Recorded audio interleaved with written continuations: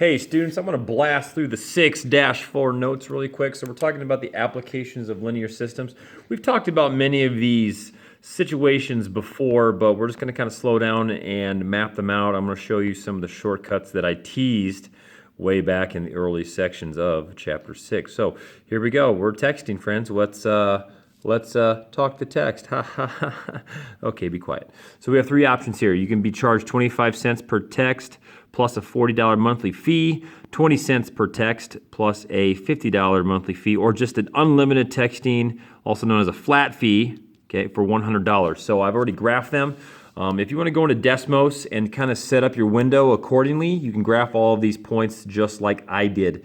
As you can see, I use nice pretty colors here. So go into Desmos, or if you want to try to graph it by hand, you can, but it's very, very risky here, okay? So as you can see, here's option 1, starts at 40.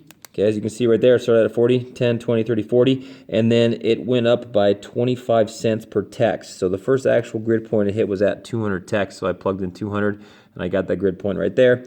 So I played connect the dots. I also got a grid point. I think it also hits like 65 at 100 texts. So obviously that's kind of a hard tick mark to hit, but then I just played to connect the dots. So there's option 1. Obviously, the more text you send, that 1/4 is going to cost you more money over time. Then option 2, the red line, starts at 50, but it's cheaper. It's only 20 cents. So that 1 nickel is going to go a little slower than the quarter. Okay, 25 cents is going to go up a little faster than 20 cents. So as you can see, we have a classic head start behind, but yet this one is moving faster. When does it catch? Boom, right there. At 200 texts, it's the exact same price.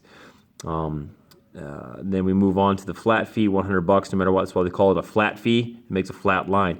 That crosses right about here at 250 texts. I know it's kind of hard to see, but it does cross right about there.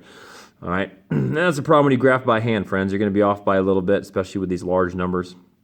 It's such a goofy looking graph here.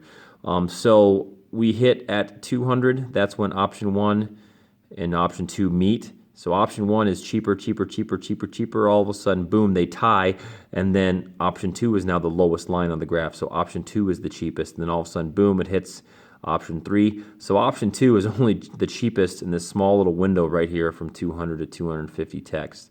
Anything below 200, option 1 is the cheapest. Anything over 250, option 3 is the cheapest, okay? So again, kind of highlighting the answers here.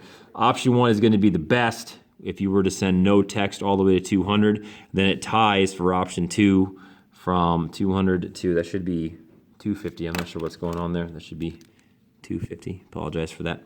And then anything over 250 text would be unlimited. So kind of a small window here. In real life, there's usually a bigger gap in the middle. You get your low, your middle, and then your overtime, the flat fee. We all have seen those different types of data plans, but we're going to talk about actually how can you find these numbers here really quick. How can you find what I call the focal points? Okay, we'll talk about that here in just a little bit.